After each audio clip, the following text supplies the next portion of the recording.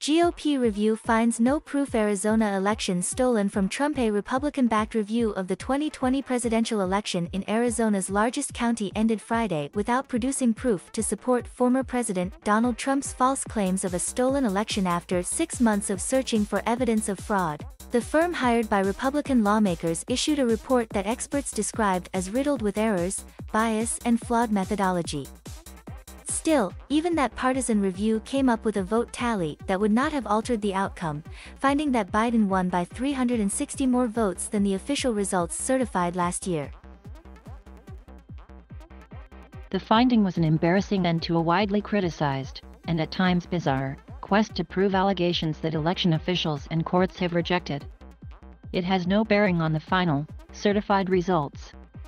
Previous reviews of the 2.1 million ballots by nonpartisan professionals that followed state law have found no significant problem with the vote count in Maricopa County, home to Phoenix. Biden won the county by 45,000 votes, key to his 10,500 vote win of Arizona. For many critics, the conclusions, presented at a hearing Friday by the firm Cyber Ninjas, underscored the dangerous futility of the exercise, which has helped fuel skepticism about the validity of the 2020 election and spawned copycat audits nationwide. "We haven't learned anything new," said Matt Masterson, a top U.S. election security official in the Trump administration. "What we have learned from all this is that the ninjas were paid millions of dollars, politicians raised millions of dollars, and Americans' trust in democracy is lower." Cyber Ninjas acknowledged in its report that there were no substantial differences between the group's hand count of ballots and the official count. But the report also made a series of other disputed claims the auditors say should cast doubt on the accuracy and warrant more investigation. Trump issued statements Friday, falsely claiming the review found widespread fraud. He urged Arizona Attorney General Mark Brnovich, a Republican vying for his party's U.S. Senate nomination, to open an investigation. Brnovich, who has been criticized by Trump supporters for not adequately backing the review, did not commit. "I will take all necessary actions that are supported by the evidence and where I have legal authority," he said in a statement before the report was made public. Republicans in the state Senate ordered the review under pressure from Trump and his allies, subpoenaing the election records from Maricopa County and selected the inexperienced, pro-Trump auditors. It took months longer than expected and was widely pilloried by experts. Still, the Arizona review has become a model that Trump supporters are pushing to replicate in other swing states where Biden won.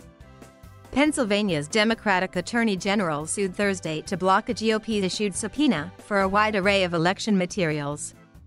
In Wisconsin, a retired conservative state Supreme Court justice is leading a Republican-ordered investigation into the 2020 election, and this week threatened to subpoena election officials who don't comply.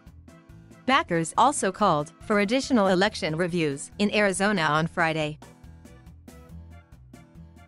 None of the reviews can change Biden's victory, which was certified by officials in each of the swing states he won and by Congress on January 6, after Trump's supporters, fueled by the same false charges that generated the audits, stormed the U.S. Capitol to try to prevent certification of his loss. The Arizona report claims a number of shortcomings in election procedures and suggested the final tally still could not be relied upon.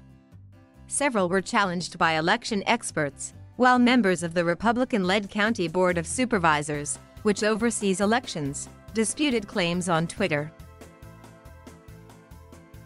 Unfortunately, the report is also littered with errors and faulty conclusions about how Maricopa County conducted the 2020 general election. County officials tweeted. Election officials say that's because the review team is biased, ignored the detailed vote counting procedures in Arizona law, and had no experience in the complex field of election audits.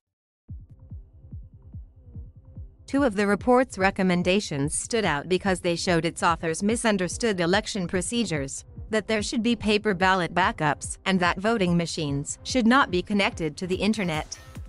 All Maricopa ballots are already paper, with machines only used to tabulate the votes, and those tabulators are not connected to the internet. The review also checked the names of voters against a commercial database, finding 23344 reported moving before ballots went out in October.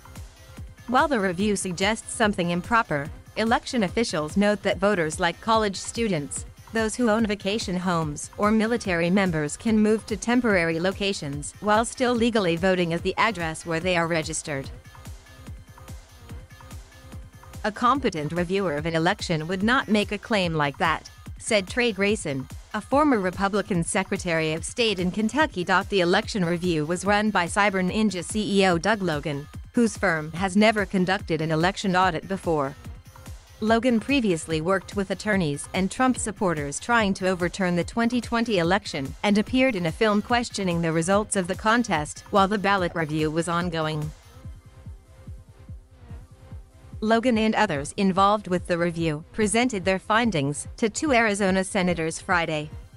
It kicked off with Shiva Ayyadurai, a COVID-19 vaccine skeptic who claims to have invented email, presenting an analysis relying on pattern recognition that flagged purported anomalies in the way mail ballots were processed at the end of the election.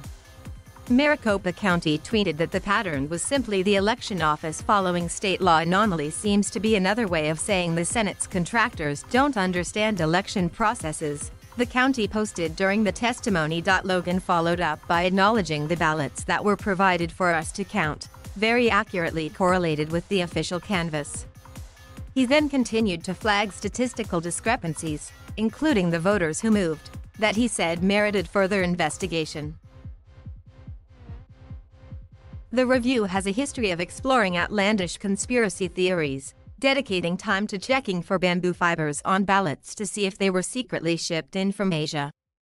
It's also served as a content generation machine for Trump's effort to sow skepticism about his loss, pumping out misleading and out-of-context information that the former president circulates long after it's been debunked.